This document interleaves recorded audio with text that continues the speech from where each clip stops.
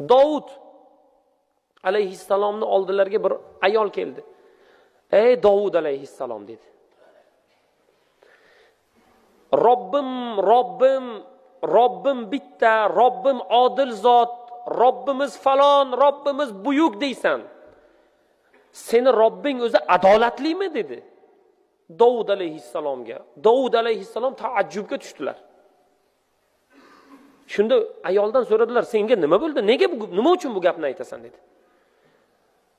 Davud alayhissalomning oldilariga kelgan ayol aytdi, meni 3 ta yetim bolam bor.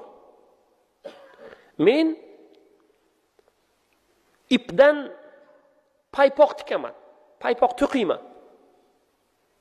To'qilgan paypoqlarni kiyganmiz. Qalingina bo'ladi qishda. Ipdan tikiladi. 2 ta igna bilan tikiladi.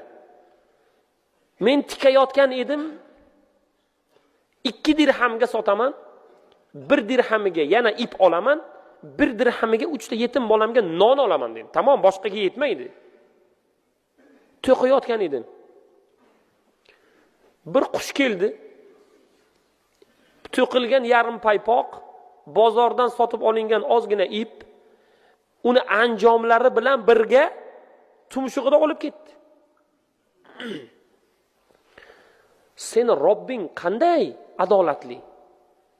Endi meni na anjomim bor, na bir sotiladigan bir paypog'im bor, na bir endi ipim bor. Qanday endi bo'ladi bu joy? Robbim mehribon, Robbim vali, Robbim buyuk, Robbim Rozzoq deysan. Ey Davud, sen Robbingni adolati qayerda?